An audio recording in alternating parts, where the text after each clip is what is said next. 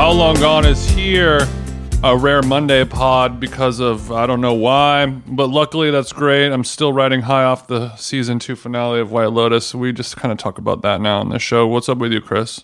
Yeah, that's kind of, we've shifted to a Vulture style recap where that's all we talk about is TV shows. That's what people want more, unfortunately. No, we had to do this on Monday because our guests are high profile, and obviously, you know, we're at we work for them scheduling wise. But it works out just fine. It gives Jason a little more time to craft. I'm in the middle of crafting a blog house set right now, so I don't really need the extra work on top of my normal influencing. So it's a tough Monday so far. Yeah, no, I know you're slammed, and it's not even sunny out, so it's extra hard. But I wanted to talk about the fact that after all of my hemming and hawing, I was not against my will, but I was somewhat forced to endure the 1 hour and 21 minute finale of White Lotus last night. Yeah, I think you were less begrudgingly watching it and more begrudgingly having to be a team player.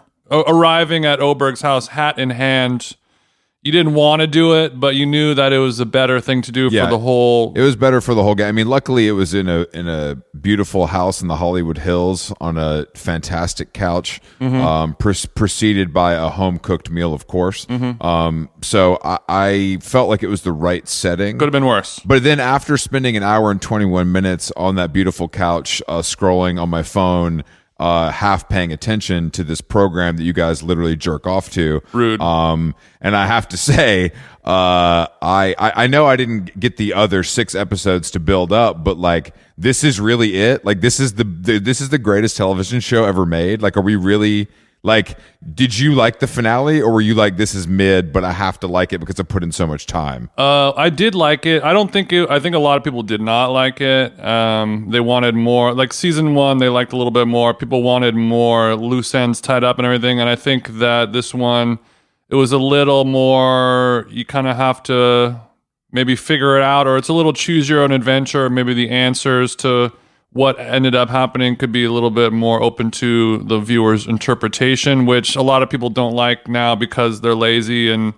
But I think that makes it more, gives you more fun things to talk about when you go to the coffee shop, when you go to Monk's afterwards to dissect what you had just seen, you know? It can't just be like, I mean, I hate going to a movie and you're like, dude, movie was so good, and they're like, I know, right? It was so good. Dude, that movie. Remember that one time that they did this? It was dope. No, like, all right, have a good night. See you later. Remember that one time? But yeah, I was forced to endure, and I made it out on the other side. But I will say, it didn't. Seeing that final episode, the hotly anticipated final episode, it did not compel me to go back and watch the previous 6. I will say that. I don't think nobody thought that it would. Well, sometimes what did I say? Nobody. My recap of the episode is nobody does prostitution like the Italians. That's great. They're a master of their craft. They do wine pretty well. Yeah. Pasta sometimes is good. But the prostituzione, it's an al dente prostitution that not a lot of other countries or regions of planet Earth has been able to do with such a je ne sais quoi, not to use a French word. At least throwback style nature and approach to life compared to America makes prostitution feel noble in ways and sophisticated. I guess I never thought of Italy itself being a throwback vibes. Yeah. But I think that is maybe a big reason why people like to travel there. It's definitely throwback vibes. Like old, like vintage. I think sex work and prostitution in America, not only has it been demonized and shit on by the Christian right, but it's been taken online. You know what I mean? It's like, oh yeah, here, DM me. You know, it's like it's DM me your rates. Let's work. Yeah, exactly. It's much cooler to not fully understand what's going on and then wake up in the morning and your Rolex and wallet are gone after you left $1,000 on the table for one night of passion. That's how it's supposed to be. Yeah. Like that's how God intended. And I think that some things do not need to be modernized. And I think sex work is one of them. God intended all sex workers to be proficient in piano playing as well. It's Yes, just exactly. a nice added bonus that In general, piano playing is something that I find quite cool and attractive, no matter who's tickling the keys. especially now that holiday season parties are in full Yeah. swing. A little silver bells on the ivories. That ain't What kind of Christmas songs do you know on the piano? Anything? I know rocking around the Christmas tree. Okay. Beep, beep, beep, beep, beep, beep. Boom, beep, boom, boom, beep, beep, beep, beep. You're saying you can play that on the piano, not on the Stratocaster, Both. not on Both, bitch. Oh, wow. Okay. I can play all 4 notes of that. Okay, that's better than I can do. So I'm slightly impressed. But are you mentally prepared for our big trip to Seattle? No. Or okay, you're not. So No, but since look, we're gonna go show up a day early, and I'll walk the mean streets of Seatown and really get a feel for it. Different streets to make fun of, different people to make fun of, different I think it's finally time for us to get the video of you catching a fish down at the wharf. down at the wharf. Yeah, I'll pull up a couple steelhead from my friends over at Sweet Green. Oh God! Did you see that? Yeah, we saw. I think we talked about this last night. We saw there's a viral photo going around of Ben Affleck, and his beautiful bride Jennifer Lopez, and Ben is clearly sipping on a Trenta size. Not a Trenta. No, it's not a Trenta. It's just a classic venti Starbucks. It looks to be a Frappuccino with full whip on top. Oh. And I just can't imagine. This is our Boston Full Tea Party. whip? This is our Boston Tea Party. This is we're gonna go.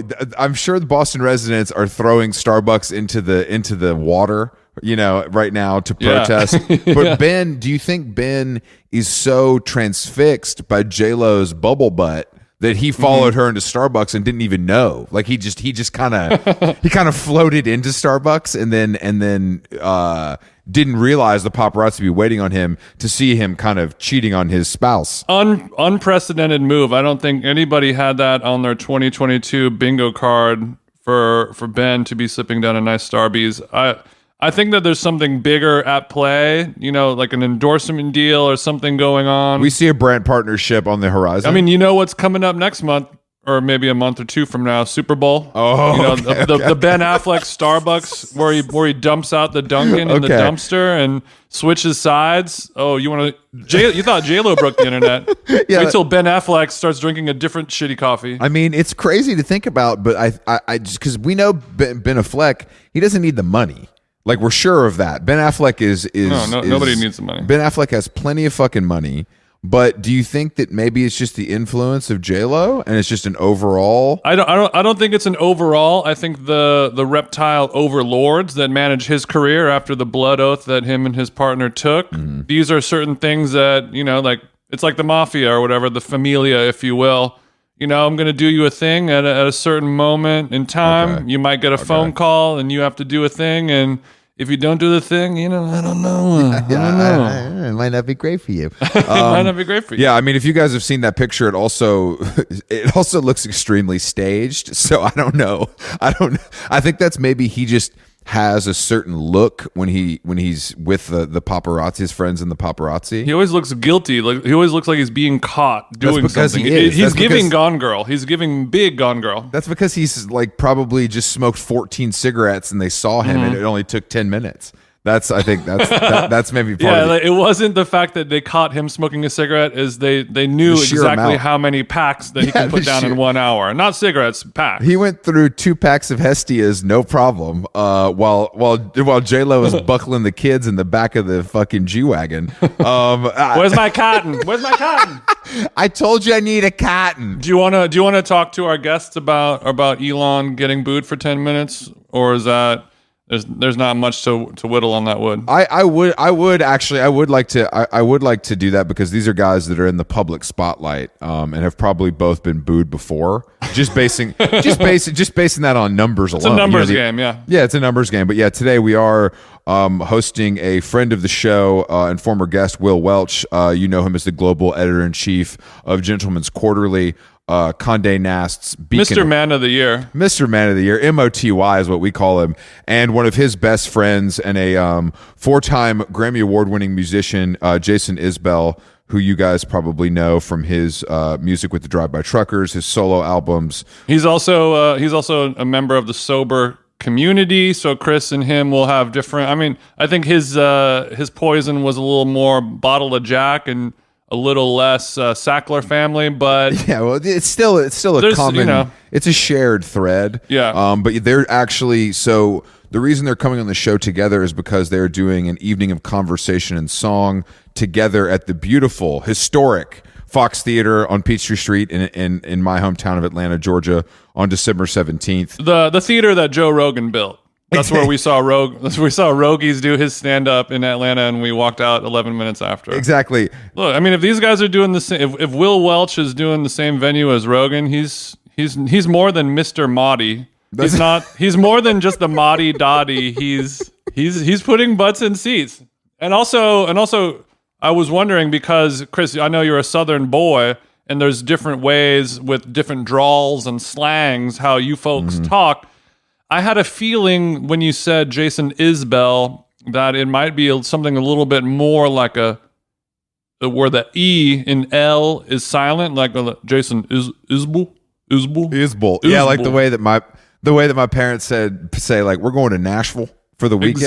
Exactly. Which I would expected that you had a little more twang flavor. He has a lot of insight that he could lend on the Southern dialect and pronunciation, and maybe teach you a few things about how to really speak next time you're in line for barbecue. Our Danish listeners will love that segment. Well, look, I mean, we'll learn from them. Hopefully, it's all about learning. This here's a global podcast. I have a global audience. All right, let's give these two fellas a jingle and see what's cracking. Pete Wentz is a listener, by the way, Jason, if you want to give him a shout out. Good. Fantastic. Hello, Pete Wentz. Will, what's going on, bro? How are you? I'm just trying to get my headphones working. I'm good. Tell your assistant to go down to the mall and grab a pair of Beats real quick and to the mall. Go down to the mall. Fucking at the pier. Go down to the Chelsea pier and get me a pair of headphones in the next 40 minutes. What does that actually do? What does the finger in one ear do? You can hear it better with that ear when you stick your finger in your ear. Okay. It mostly it's just to signal to your audience that you're about to hit a high note. You know? Exactly. That's what I took it to mean. I took it to mean like I'm about to go off. So yeah. You guys... Well, before noise canceling mode on AirPods existed, this is what you had to do back in the day, Chris. Yeah. Our forefathers. That's noise canceling. Back in my day, you had to stick your fingers in your ear if you didn't want to hear something. When shit was real. Yeah, when shit was real. When harmonies were real. Young people nowadays. Exactly. Well, look, thank you guys both for joining us. Jason, are you coming to us from beautiful Tennessee? Yes, in Franklin. I'm in Franklin. For our listeners at home, Franklin is located just outside of Nashville, correct? Yeah, just a little south of Nashville. But you can get a little more space, which I'm sure you need. Yeah, we don't go into town too terribly often. And I get mad in traffic, so we live a little bit outside of town. Okay, so you because I don't go to Nashville very much either, but it's probably for the same reasons, which is interesting because you live right there. You don't go maybe to have dinner, or you can't deal with the city folk anymore. Well, it's not the folk exactly. It's like the tourists have overtaken Nashville, and I don't have a problem. The Bachelorettes. It is Bachelorette Central. It is. I like the city to grow rather than to atrophy. I just don't want to be there in the middle of it. Sure. I want you guys to succeed. I don't need to be a part of that succeed. Yeah. When you get angry in traffic, Jason, who do you take it out on? Steering wheel. Usually, Okay. I try not to take it out on my past because my wife won't put up with any bullshit, so I can't yell at her. and I can't call somebody and yell at them because, I'm a recovered addict, so I would have to apologize later and do all that fucking step 9 bullshit. To write him a letter. Yeah, you can't just be It's an a lot of red asshole. tape. Yeah, you gotta do that step 9 again. The It idea sucks. of you getting into a road rage altercation, having to call your sponsor to walk through step Yeah. 9 again before you Like, call the God cops. Oh, no. damn it, yeah, that was Better to just move out. Yeah, of it's just town. I gotta go. Spread You're out. saving yourself. You're saving yourself. And Will, are you coming to us from the content tower in Manhattan? I am. I'm at the top, the very top of the content tower, looking out across the domain. I'm at One World Trade Center. We have the cameras on today, and I just want to let everybody know, kind of, the two Jasons and myself look, we look like guys that aren't going anywhere today. We're not doing much. Chris and Jason are wearing a hooded sweatshirt. I'm sure it's a very nice, comfortable reverse weave. Of course, I'm wearing the same shirt I wore last night, and Will Welch is wearing, I'm assuming, a tailored pinstripe suit and tie. yeah. What is that? Is that Tom Ford? Is that Tom Ford? What is that? No, this is Aero 55 of Milan, of Greater Milan. Okay. I'm familiar with Errol. But I do appreciate now. Is there a special event today, or is this just this is where you're at now as the big boss? Monday, bitch. He left the house. Yeah, He left the house. exactly. I do occasionally get people asking me why I'm so dressed up, and I'm like, I'm the editor of GQ. Like, I don't. Yeah, exactly. What I'm choice? trying to deliver what you expect from me. Like, why are you asking me why I'm wearing a necktie? Well, maybe you know how like a service animal will have a little thing on their harness that says like why they look like this, why they're wearing this contraption. You need like a little badge. Like I have this on because I am this person. I'm gonna get a little window put in the arm of my suits but with a business card in there. A little window. I'm not just it Yeah. just says press, or I'm not just a horny British guy. I am the editor of a fashion magazine, so I kind of. I'm not married to one of my graduate students. I have a job. I had the worst, most embarrassing underdress moment last weekend. We were doing the Kennedy Center honors. I was there with my wife and her band, and they were doing the state dinner beforehand, the night before, but we were super tired. We're like, we're not going to go. So my wife takes a nap. I go down to the gym, and I get on the elevator with the tank top and the tiny gym shorts, and I'm headed to the gym. And all of a sudden, Hosier comes on the elevator with a tuxedo, right? Not Hosier. Hosier, the most beautiful man in the world.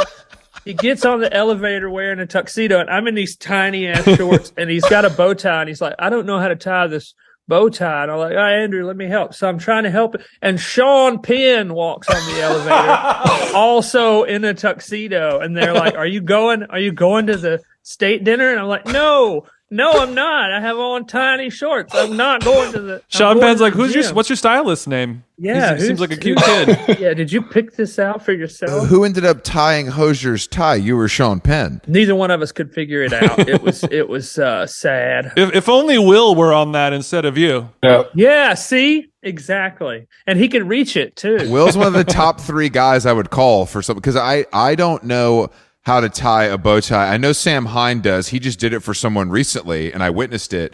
And does it get easier like a regular tie, or is it harder because it's such a more special occasion moment? It gets easier, but I have to confess that recently I was hurrying out the door from the office to, I think it was the CFDA Awards, and I got really flustered. Mm-hmm. And I couldn't get the bow tie right, and I was starting to like sweat through the arms of my tux. Oof. And Sam Hine was here, and I came out and I was like, I know how to tie a bow tie, but I can't right now.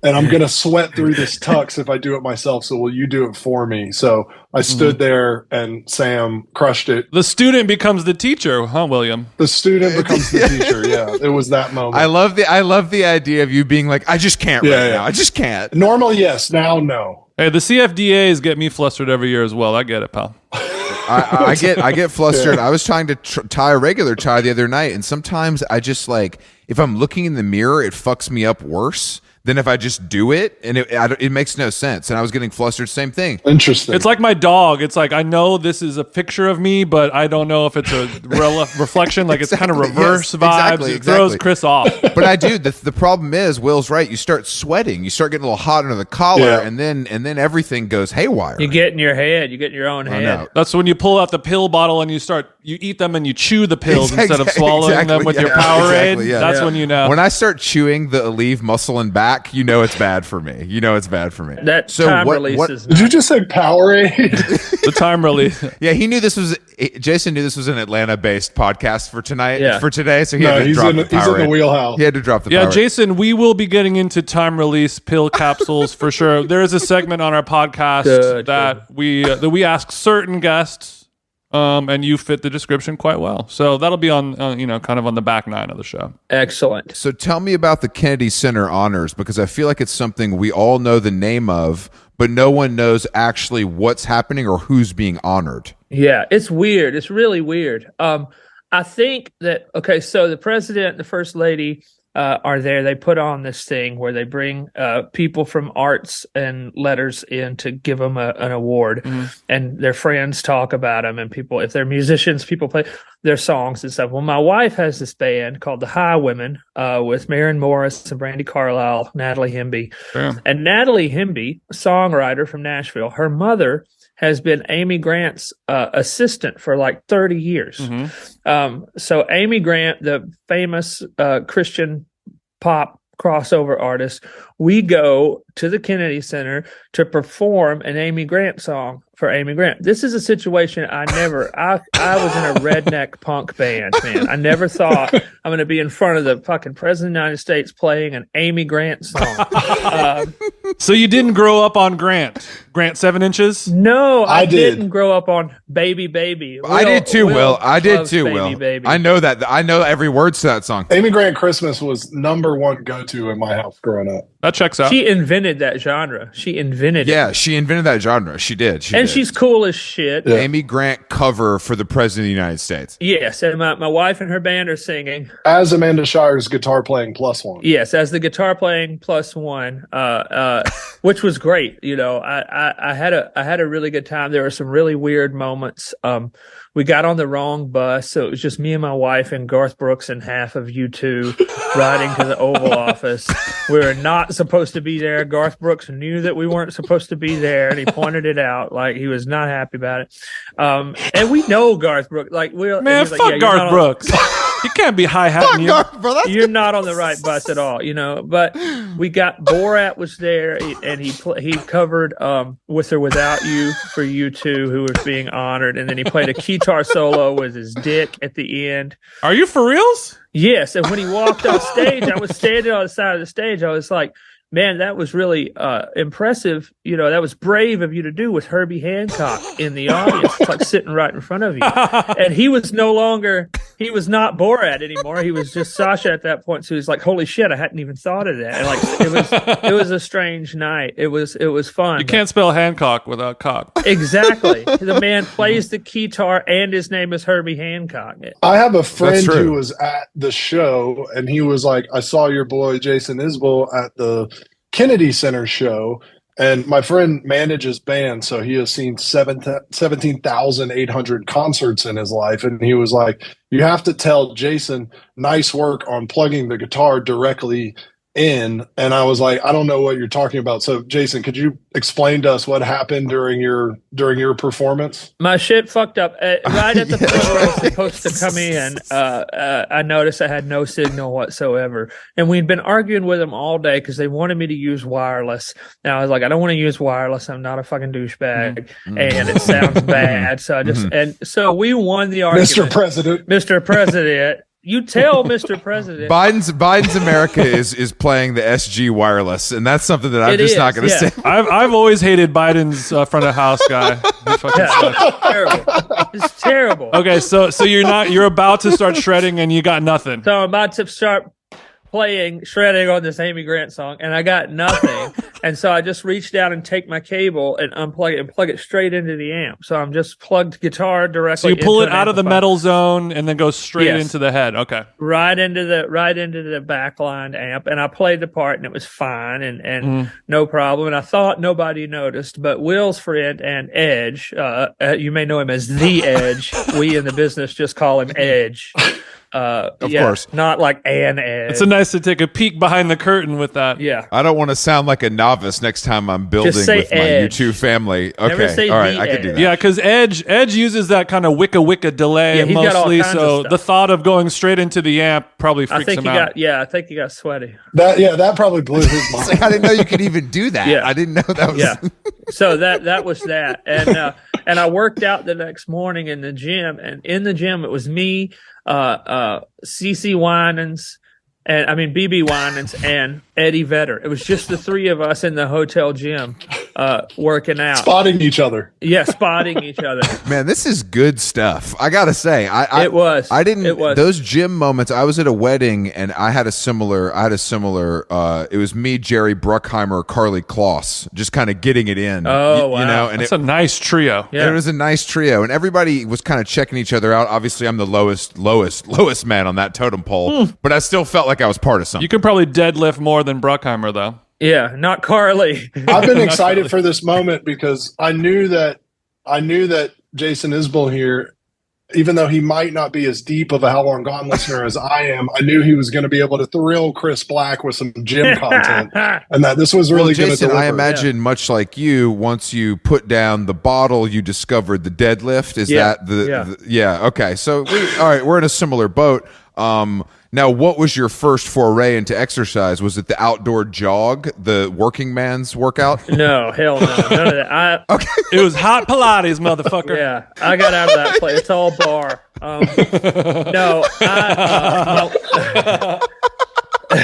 My wife got me an elliptical for Father's Day one year, and I've used it ever since. It's been like 10 years now. I used the elliptical, and then I started doing some push-ups and some weights and stuff, and so I just kept that going. Very subtle Father's Day present. Yeah, very. Maybe this is the elliptical you've dreamed of. We've crossed those boundaries long ago. Like, I know. I can see my wife and I can see myself, so we don't have to lie to each other. She's like, you need to get your fucking Alabama ass in shape. So that's what I did. I used to elliptical a lot, and I would get into these weird rhythms, and you kind of do some movements. You kind of look like a reverse roller skater, like a roller derby kind of thing. Yeah. Add a little flavor to it. Do you have any moves, or are you just a straight ahead guy? I pretty much just go for it, you know. Yeah, go for it. I pretend that there's some reason to all this, and I focus on that point. Okay, yeah, sure. That's what I do with life in general. Life, everything. Are you listening to a podcast? I have my phone. I put my phone on a show, a streaming show. I watch that show, and I try to forget that there is a reality. That's great. That's great. And I'm sure I'm sure all those back episodes of Drivers, Dine-ins, Dives, whatever. Yeah, it's really taking you out of it. Maybe Santa Claus will get you an iPad Pro or something this year. Get a nice. You deserve a big screen. Maybe he will. I forget that I own iPads. Like laptops and phones I will use, but if I buy an iPad, I'll use it for like 3 days, and then I'll be like, I need an iPad. And my wife will be like, you have 4 iPads, you fucking idiot. That's because iPads unfortunately are children's toys. That's really what they are. Like, imagine I walk into the GQ boardroom and I see Will with a stylus and an iPad Pro. I can't take that. I can't take that seriously. The deal's off. Literally coming to you live from an iPad Pro with a stylus. I do stylus and a stylus. Photo editing and proof editing on the iPad Pro. No, actually, no. I think that photo editing and proof editing are probably the two best uses of it. Yeah. Damn, look at him go. The best accessory I have for the gym is this earbud holder. That's my prime accessory. You got all right, so guys, Jason is holding up his Prada AirPod Pro holder. This motherfucker, that's amazing. Was this a Christmas gift from Will Welch? Because he probably got it free from Prada, so he just gave it to you. He probably did. He regifted. He probably just passed it on. No, I bought that in France. Oh, so it goes around you. It's a necklace. Yeah, it goes around the neck. You wear it to the gym, and then you look like I'm from Alabama, so I like trying to do things that are like the opposite of what you would expect a man from Alabama to do when he's going to lift some weights. I mean, if I was coming down the elevator at the Bowery Hotel and I saw some country boy in some short shorts, balls hanging out on one side, exactly. I'm like, who is this country boy? And then you pull the Prada air. I'm be like, okay. But I can tell you've never worked out at the Bowery Hotel because you got to take the stairs. Because the gym's in the basement. Okay, that is true. Yeah, you got to take the stairs. I've had some really funny moments at that little gym. Oh my God, that place is. Yeah, I've seen some people training for roles in karate movies and shit down there. Yeah. Like I got introduced to Jason Momoa in that gym. It was the most embarrassing fucking 30 seconds of my life. I was like, I'm just gonna go get on the elliptical and watch Oprah. Thanks a lot. You do your thing, I'll do mine. All right, Momoa. Yeah, that gym is pretty small, but you're saying there's enough room for Momoa, his trainer, and you all at the same time. No, okay. There's just enough room for him to meet me and look around and be disgusted and leave and go to Equinox. When you meet a lot of actors in person, they're often shorter than you would imagine. But Momoa, not this motherfucker. Not that motherfucker. Him and Hugh Jackman are both just giant fucking robots. Everybody else is 5'9". That's actually, I think that's about right. What is your relationship to Jackman? You just go to his coffee place, or just a one time? We were on a late night talk show together, and I just remember thinking, this really is a big, beautiful man. No, it's not camera. When you do some of these classic late night performances, have you gotten called over to the couch, or are you sticking straight to the stage? Only Trevor Noah on The Daily Show ever talked to me. He didn't even get me to play a song. He just had me on a couple times just to interview me. Oh, that's nice. Yeah, I liked that. Was that because of the quality of the tweets? Maybe so, and also maybe because my publicist said he wants to actually talk. If it's based on quality of tweets, I would be hosting Saturday Night Live every week. So that doesn't. You think so? I don't know. That doesn't track. The feral hogs were me. I was the feral hogs. I did that. You can't beat that. That was you? That was me. You've had some great material. I'm familiar with your material. This isn't a competition. This is our show. But, I understand. Mr. Feral Hog himself. Yeah. Gracing us. I did it. Me and Willie McNabb from Arkansas. Were you, now, when you discovered Twitter, did you feel like this is my medium, or did it take you a while to kind of settle in? It took me a while because in 2011 or 12 when I joined 2009 when I joined Twitter, I was very drunk all the time. So Sure. So it was just like, hey, here's somewhere I can make a huge mistake every single fucking day. Yeah, that's right. Right. And it was the Wild West back then on Twitter, the glory days. So when I got sober, I hired somebody to just go back and manually delete everything that I had tweeted before that. And that's when I realized this is the medium for me. This is great. I think more people, we need to normalize hiring people to clean up messes like that. That's a great use of money, and it's more affordable than people think. There's people, non-Grammy winners can afford that too. I want people to know that. Totally. Yeah, people will delete for like minimum wage. You can find a guy on Fiverr in Indonesia. He'll knock it out 50 cents an hour. No problem. Yeah, you could totally do that. You could do that. That's not what I did, but you could do that. I've seen other people talking about it. Yeah, I've heard about that happen. Will, the last time we saw you was at the Mahdi Potty in Los Angeles. Is that correct? That is correct. Yeah, that was a good night. Thank you guys for coming. Thank you. Yeah, just an excuse to put a bunch of people together that aren't normally in the same room. That's kind of what we're going for. Something awesome happened. I mean, we were in the line to go on the red carpet, and it was like some people from White Lotus, me, 5EO Foreign, and the cast of Abbott Elementary. But it was cool. I wanted to thank you guys.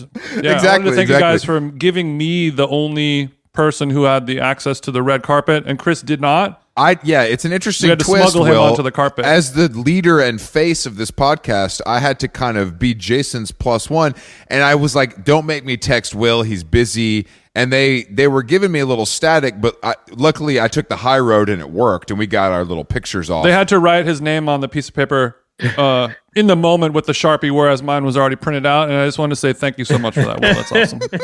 One of the two of you had red carpet privileges and one did not. Yeah. Both invited into the party for the drinks and the musics. Yeah, Chris could come into the after party, but he just couldn't walk. Did you guys chop it up with Fivey and or Quinta Brunson or the other members of the Abbott cast? Fivey is trying to, he's kind of angling to be third mic on this program. That's not a joke. He said, I love these guys, because we had him on the show, and then he came to the J. Crew party as well.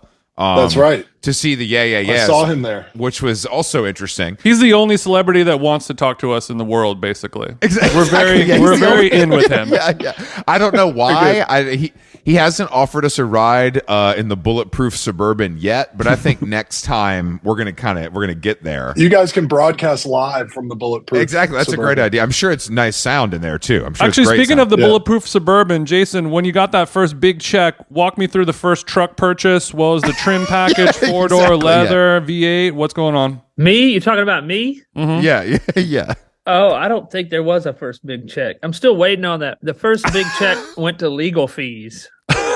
You don't have the 350 dually out front? No, I like guitars, man. I have an M5. I have an M5 because I like fast cars that I can put a car seat. I can put a car seat in a fast car. Okay. I was going to say, I'm not here to fact check Jason Isbell, but the idea that there haven't been any big checks when you have a song on the damn, what's that soundtrack? The Bradley Cooper Gaga soundtrack? Star is Born. Yeah, we don't know how bad it's gotten. That's true. We don't know how bad it's gotten. Well, we don't know all of his legal fees, okay? I didn't have a lot of legal fees, but no, I have guitars. I have really ridiculous guitars. That's the thing that I like to have. Like Prince's guitar from '79. Yeah, like Willie Nelson. Not like what's the... Not really like celebrity attached guitars, but very rare, really collectible, like really, really cool guitars. Like I got one in Europe recently.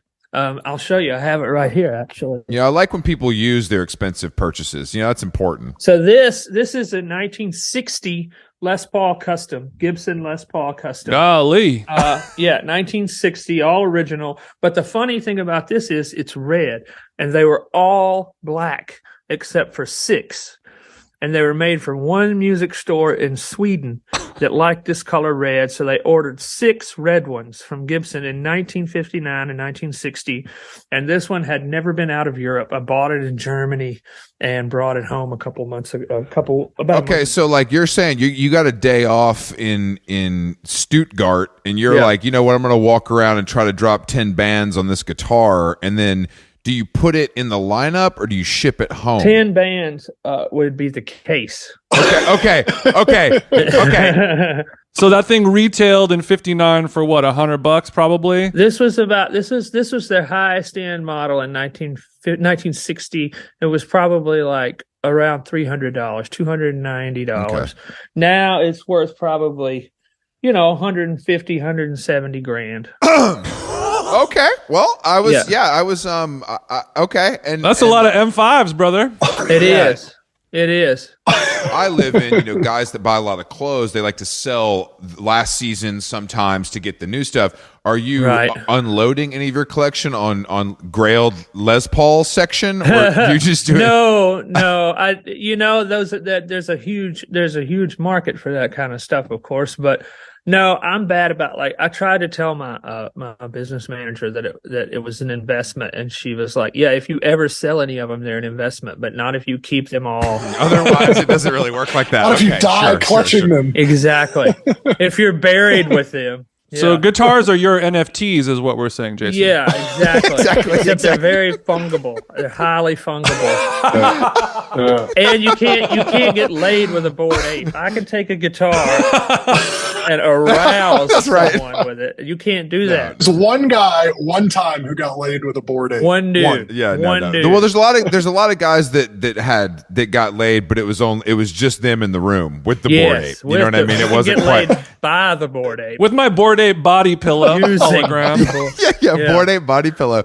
So you're saying that you could serenade someone with this? So it's investment on all for fronts, really. Yeah, and I use it for my job. And there are people who will come see. there are dudes who like old guitars who will buy a ticket to come see me play old guitars because they're not, in a museum or some shit somewhere. Oh, I see. Because like you're playing stuff that some people might be like, this is too rare, this is too precious, but you actually play it on stage. Yeah. And then people want to go see it and hear it and stuff. Well, all the gear sluts in the front row. Exactly. Looking at your pedal board like, what's he got on there? What's he got on there? Well, so does that mean that you consider yourself to be one of these gear sluts, or do you think it's just like a hazard of the job? I think when you actually use them for your job, you don't have to feel like I'm a gear whore. I don't think so. Mm-hmm. If you actually use them pretty regularly for work, then it's different. But yeah, I'm as bad as anybody about it. Like I'll sit and talk to people who don't give a shit about it's. You could picture it's like if I was still on cocaine. It's like I would go forever. Like the fucking what's inside the Klein Centaur shit. Nobody cares. Nobody. You're right. I'm here to tell you that.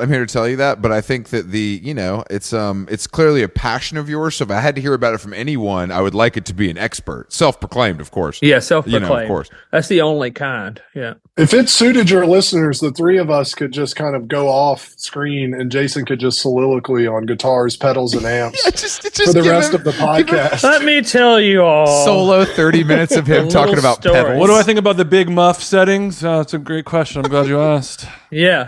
Will, we were talking about Powerade briefly. Good segue. I heard, Jason, that you used to enjoy the cocktail mixology guy known as Gatorade and Everclear. That was one of your faves? Yeah, I used to drink that. Yeah, I wrote a bunch of songs on that, drinking that Gatorade and Everclear. My first batch of songs that anybody ever really heard or cared about, I wrote during one long feverish evening drinking Gatorade and Everclear. Oh, okay. Yeah. I just read a quote that that band Cap'n Jazz, the singer, wrote almost all the lyrics of his first album, taking mushrooms sitting by a campfire, just knocked them all out in one day. Yeah. So Everclear is your mushrooms. Well, not anymore. Now fucking Was. Yeah, now like granola is my mushrooms. But at one point Everclear was my mushrooms, and then mushrooms were my mushrooms, and then everything was my mushrooms.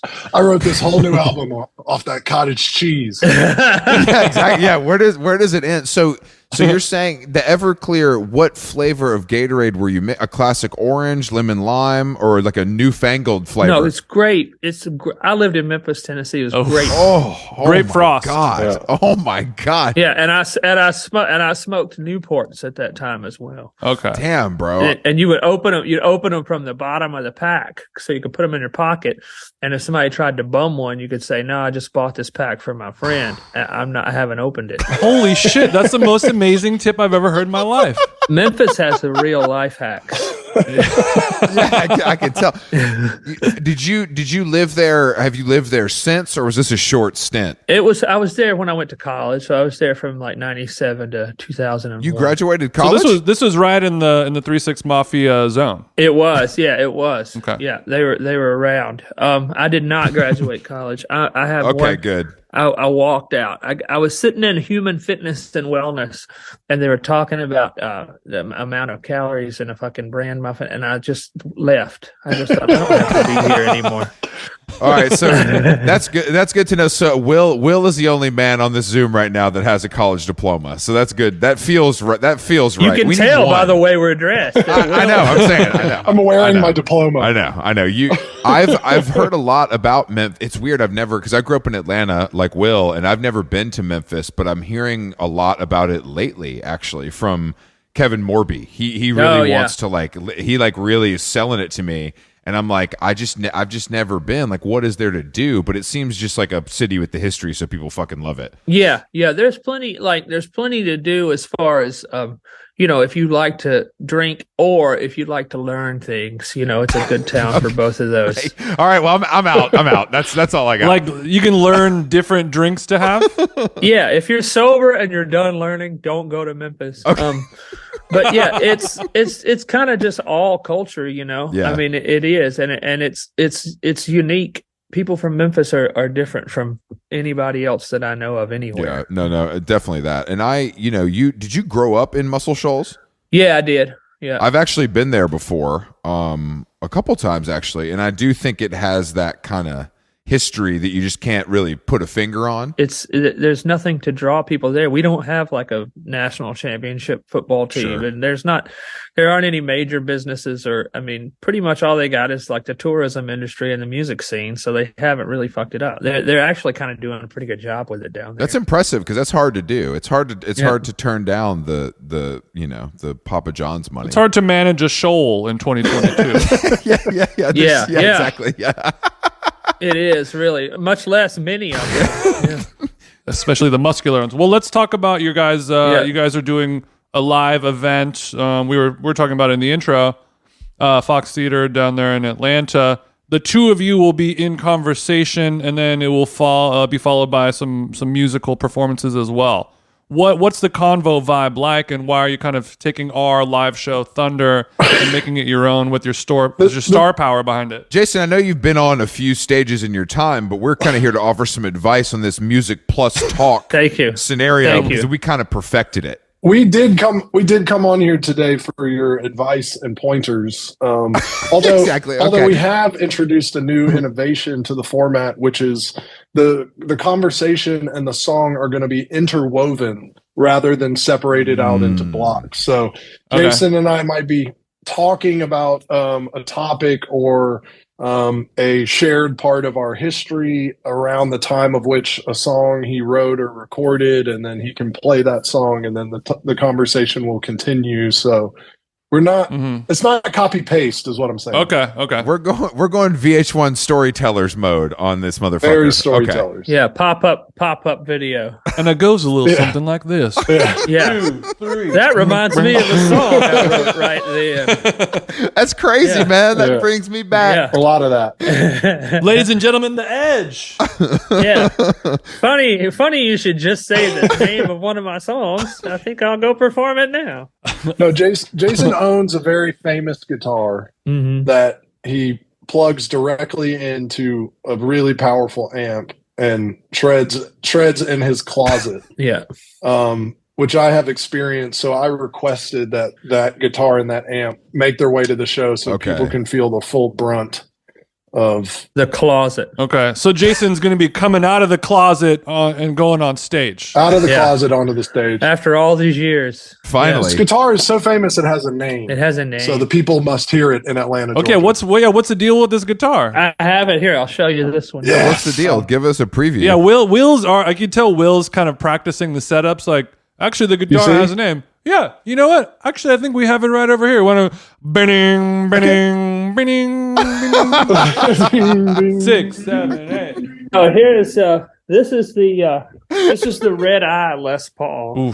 1959 Ooh. Gibson Les Paul. And it's very clean. It's in really good shape. It's almost like a brand new guitar. She's cherry. Yeah, but it belonged to Ed King from Leonard Skinner, who did Sweet Home Alabama. It was his. Oh, okay. When he died, I bought it from his family, and I've had it for a few years. And this is my prized possession. That's the one. Okay, this is a true Southern relic here. This is no joke. It would be insane not to play this in Atlanta. You have to use it. Yeah, you have to use it in Atlanta. But also, it's like it's just a crazy artifact. Like, it wasn't made to be a piece of art. People just worked 9 to 5 and made guitars in Kalamazoo, Michigan in the 50s, and they stumbled upon something that aged really well, better than it should have. Now, when you're going to travel down to Atlanta or any show where you're bringing one of these crazy, expensive, rare guitars, do you have it? Does it sit on your lap on the airplane? Like, how do you travel with it? It gets a seat. It gets a seat next to me on the plane. I don't know if you're joking or not. Both are believable. You're not joking. Yeah, I'm not. I'm not joking. The way I have it insured, it has to get a seat on the airplane. I hope Will didn't have to come out of pocket for these 2 Delta One seats. No, Will didn't. Okay. Usually I'll put the guitar back in coach and just go back and check on it every once in a while. Do you want my cookie? Feed it sun chips. I'm not getting it. Yeah, it's not getting to use my bathroom up front. You fucking kidding me? You're sneaking glasses of champagne back to her. That's sweet of you. So I thought I was coming on this podcast for on-stage tips, but I actually need to clean up some of the accounting that the guitars are getting there. Thank you, Chris. This has been an eye-opening episode. I'm a businessman. I'm a businessman first. You know what I mean? But yeah, I think that the one piece of advice that we could bless you with, and Jason, my illustrious co-host, is the architect of this in our zone. But the set list, you think a set list is just songs, but a set list for talking points is also kind of a necessary thing. So you can glance down by your pedal board, Will, and you can kind of see the next prompt to keep the convo moving at a nice clip. But actually, that reminds me of a good question. Whenever we'll write down bullet point notes for our live shows, and like don't forget to talk about this, and this. But I've always thought that when you never have to look at your notes, that means the episode is going well. The less you have to look at it, the better the convo's going. Does that translate for set lists as well with your band, Jason? If you're just flowing and you never even have to look at the set list, does that ever happen? No. Didn't think I always so. have to look at the set list. I know. I mean, unless it's like a fish kind of situation where you guys are just organically grooving in this different mindset. Yeah. You haven't achieved that yet. I used to not make set lists at all for the first, 10 years of my career or whatever. And then we got a lighting guy. And if you have a lighting guy, the quickest way to get him to quit and go the fuck home is not make a set list, because he needs to know what's coming next. They have to program it all. Mm-hmm. And so now I make a set list, and also I switch guitars almost every song during my regular set, because I don't like to tune, so I just get the guitar in tune, I play it, I give it back to my guy, I get another. So your guitar tech's the hardest working guy in town, is what it sounds like. He is very hardworking guy and does a fantastic job. He also built the whole rig that I have from scratch. I love seeing those guitar tech rigs where it's the whole crazy thing and they got the lights and the whole build out. It's like the van life kind of guys, Yeah, this is we I traveled with one that I put together forever that was just a big mess of duct tape and 9-volt batteries. But this one now is it's like running it. I can't turn it on. If he just brings it to my house and drops it off, I don't know how to turn it on. You could land a plane with that thing. Probably. Yeah, exactly. Jason's guitar tech, Michael, is a deadhead, so I usually stand on the side of the stage and talk about the Grateful Dead. Yeah, great. That's what we need is Will and his fandom for fucking up your set. Something comes back out of tune, and it's like. Well, I'm just happy we went 45 minutes without hearing about the Dead. We made it a long time. We did, because usually with Will, it's in it's kind of 13 minutes. It's first 20. I can't be mad. I've learned this in my old age that, whatever I want to make fun of other people for, I'm obviously doing myself. So it's we went 45 minutes without talking about the lemon heads. That's a victory for Jason. It's the same. We all have that. Are you a lemon head? Are you a lemon heads guy, Jason? Well, I like them, but Chris is a huge fan. But that was more of a comment that he talks about him. I'm Dando pilled. We ran into Evan a couple months ago at a show. We played at a festival in Louisville, and he came out to the festival. But it was not a good scene. He's not doing good. We saw him in LA, and it was I honestly wanted to leave. It made me. I didn't feel good. But he's playing New York with Juliana Hatfield soon, in a couple of weeks. Good. Yeah. I mean, I'm glad he's still doing gigs and stuff. He's just, he's not in a good spot. No, he's not. But that record, it's a classic. It's My Grateful Dead. But they have a smaller catalog. It's a tighter edit, as they say. Yeah. But, it's much tighter. It's still something. Speaking of Dando, we have a segment on the show where some of our guests will name their top 3 prescription pills, dead or alive. Okay. They can be for fun or not for Yeah. fun. It could be as simple as an Advil or as complex as a Dilaudid. It's really really up to you. Okay. Yeah. The greatest prescription medication ever is Xanax. That's the greatest of all time. I think I agree with that. That's the best ever. That's probably number one across the board on this program. That's the GOAT. That's the GOAT. Xanax is GOAT, and the tolerance level can go up real high. There's a lot of wiggle room to play around with. You can fit a lot of them in your stomach. A whole lot. Right. Yeah. I also like this. I like the slang personally, like the football and the ladder. You know what I mean? Yeah, ladders. Ladder is cool to say, and it also Yeah. kind of makes sense. You know, when you're thinking about it.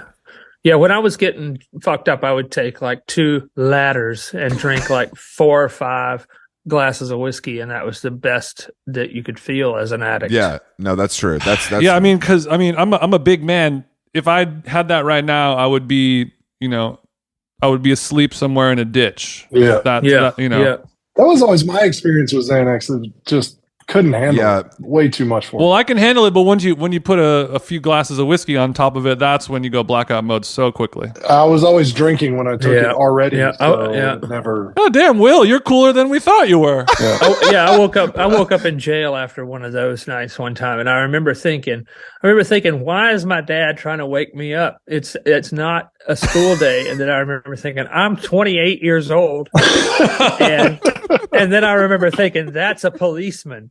And I was so high, they made me stay. They were supposed to let me go at like noon, and they made me stay for a few more hours because I just could not get out of the bed in the jail cell to walk. Your legs don't work. Your legs don't work. All right, what's number 2? Ambien, just because it's fucking chaos. Okay, and you're talking about using Ambien, not abusing Ambien in the Vice magazine way, where you take a bunch of them and stay awake and you go like psychotic. No, I'm talking about abusing all of it. These are all terrible. Got it. Okay. Just let me be clear. We're talking about. We're just talking about what makes shit happen. You know, like what makes the world more interesting. And okay, so how do you abuse Ambien? I don't. I never took Ambien. Did. And I never really took Ambien, but my wife did. And like one night, she got up and she started toasting some napkins, because she thought they were bread, you know. So of course there was a huge fire, and this was really good. So she and her ex-boyfriend, before she and I were together, he was a little bit older than her.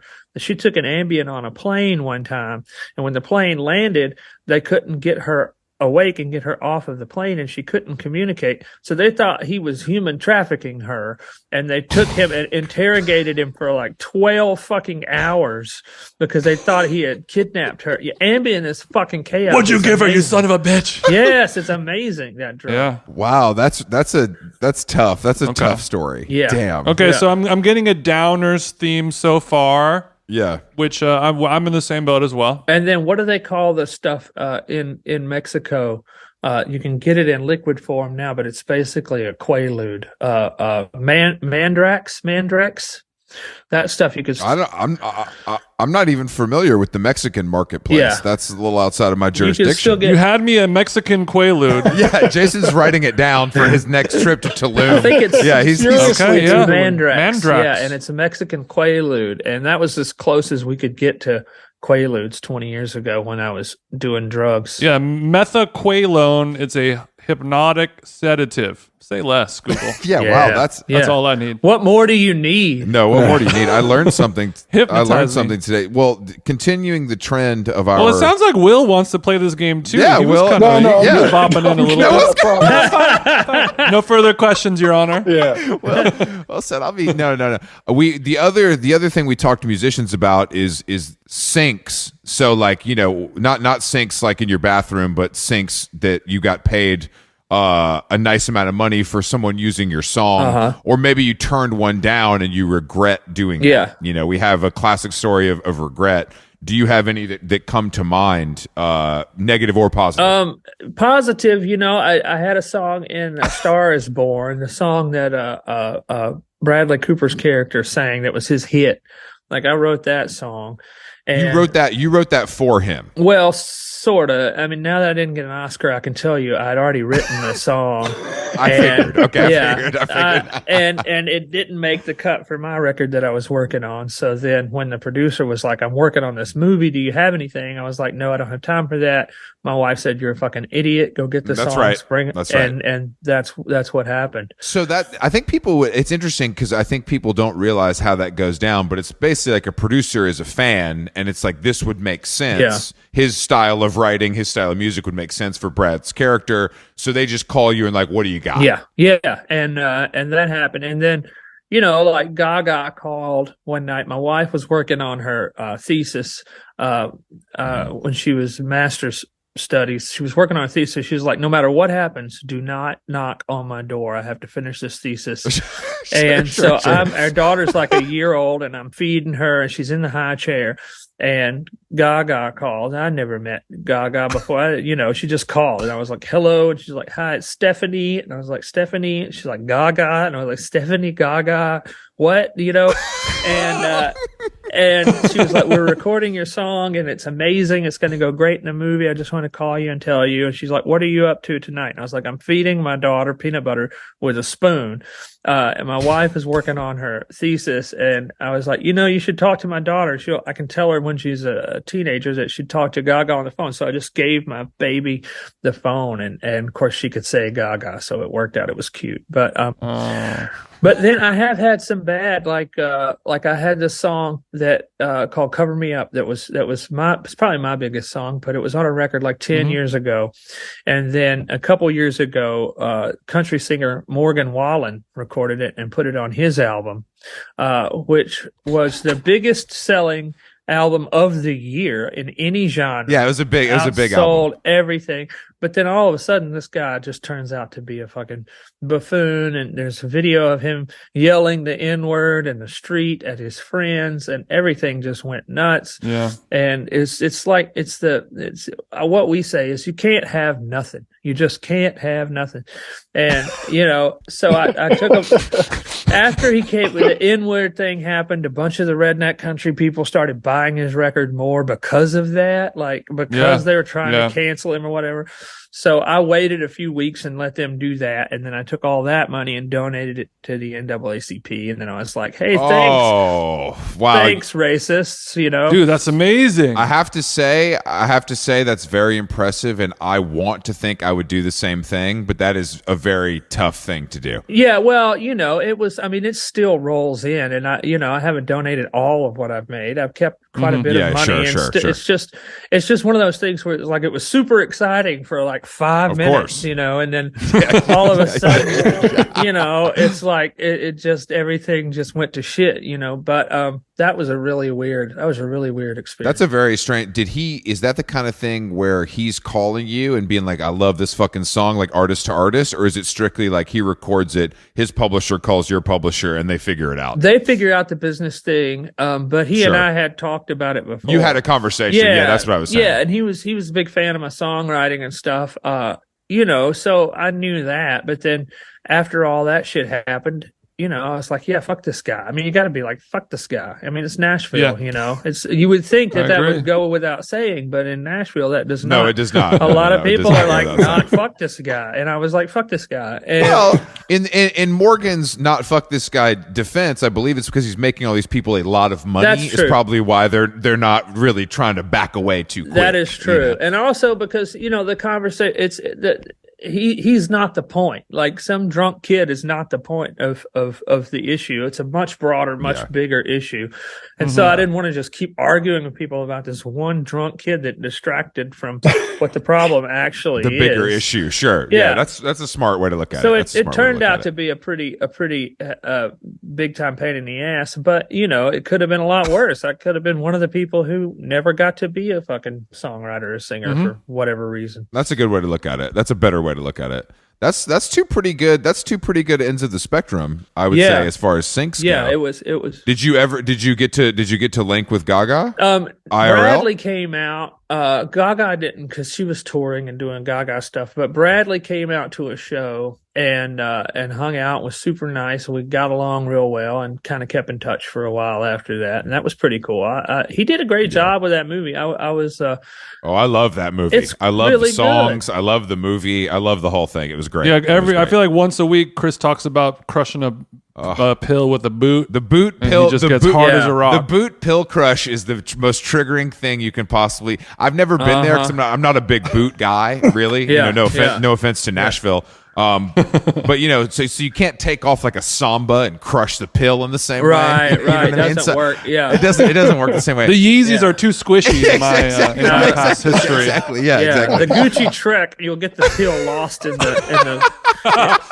the bottom of the shoe. Exactly. It'll just get stuck up in there. It's in the soul somewhere. Yeah. No, but I think that movie was so good, and I have this. I've presented this theory on How Long Gone before, but I will present it again in the presence of greatness. I think that Gaga's more country-leaning album, if that would have come out after the movie, it would have been her biggest record of all time. I think you're right. Yeah, I think you're right. I did. Joanne. Yeah, I think you're right about that. Because it's so it's a good. great record. It's a very good record. Yeah, and it's also like I think every songwriter, and Gaga is a songwriter. Every person who writes their own songs, even if they're like a big pop star, they wind up having some. You can't be a songwriter and be serious without having some kind of attraction toward country music. You're going to wind up with Hank Williams and Merle Haggard, and you're going to Jimmy Webb. You're going to wind up with Loretta Lynn and Tammy Wynette. It's going to get into your blood some way or another. As long as you're doing it right, you can't skip over some of those country greats. Yeah, if you're studying songwriting, you're going to run into those songwriters real quick. You mentioned earlier growing up playing in kind of punk bands and stuff like that. What are anything that we would know about? What were your influences? How crusty were you back then? We were bad crusty. Will remembers our crustiness. We were a bunch of feral motherfuckers, but it was like.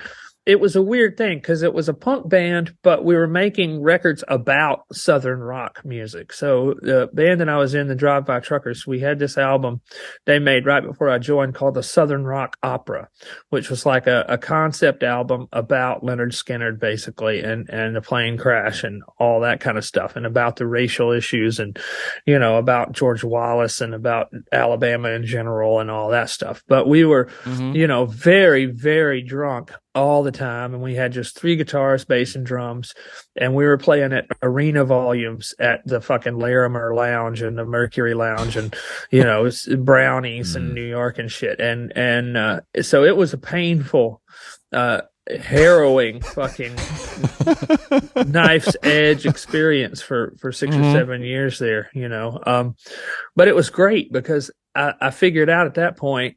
I think my favorite thing about the punk ethos is the idea that nobody can make you stop. Like there's no making it, there's no, I don't mean just make you stop getting fucked up and being an idiot, but I mean, make you stop making music. Like it doesn't matter what level of skill you have or ability or what kind of shape you're in, or if you have to be like, Mike Watt and duct tape your pants to your ankles so you can shit yourself on stage in the middle of the set. You just keep fucking going no matter what.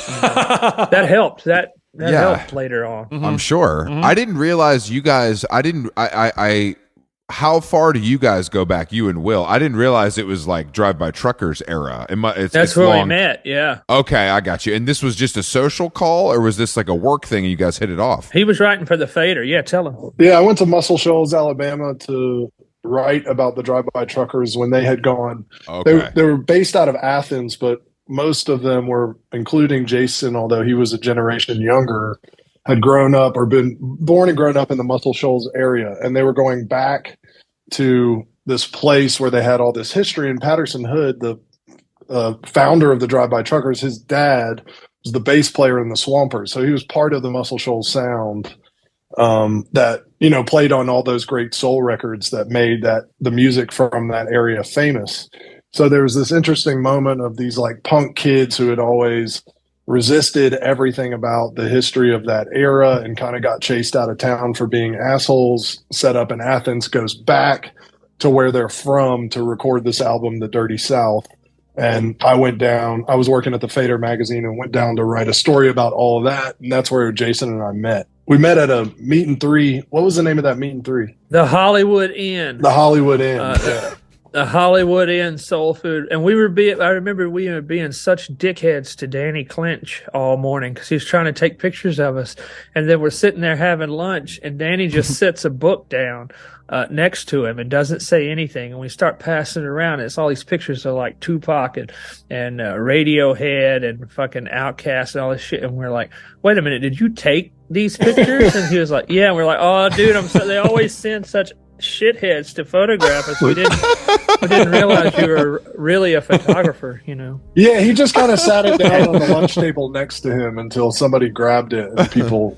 And now Danny Clinch has been shooting Jason and the rest of that band for 20 years as well. So. Yeah, I love when that kind of stuff happens. I think it's like getting more and more rare. You know what I mean? Because there's so many people in between, you know, the artist and the writer in a lot of ways. But I'm glad to see that you guys have been able to maintain this relationship for so long. Because I think of you guys as friends. Like, I know that. You know what I mean? So it's nice to see that that's where it started. Yeah, and then we would both be at South by Southwest. I think the next time we hung out after me doing that story was at South by Southwest, and then they would come through New York, and I would go to the shows, and we'd hang out after, and just kind of kept it going. You had Fader Fort. Yeah, that was a big party. We've all been to the Fader Fort for better or worse. Isn't it so great that you don't have to go to South by Southwest every year now? Yeah, it's awesome. That's the best outcome of success. All right, guys, is your show in Atlanta? Is it going to be sold out, or do we still have some tickets to move? Depends how big your audience is, guys. We gotta sell tickets. Okay, great. We do pretty well in Atlanta. So it's December 17th at the fabulous Fox Theater, correct? Oh yeah, so that's this weekend. Okay, and they can get tickets wherever tickets are sold. Yeah, Fox Theater website. JasonIsbell.com, WillWelch.com for tour dates. yeah. Jason Isbell / Will Welch / Will Welch. www.www.welch.com. My web administrator is still working on my tour page, so see if it's up by next Saturday. Supply chain issues, I get it, man. Those pages are tough to put together. But no, we thank you guys both for joining us. This was a pleasure. And if you're in the Atlanta or even the general, Southeast, December 17th at the Fox, you know where to get tickets. JasonIsbell.com. Or if you need to do a points run for the end of the year, it's a great Delta hub. That's a good point. That's Wherever great. you are in the That's world. great. Yeah. We're thinking about it. Thank you both. Thank y'all.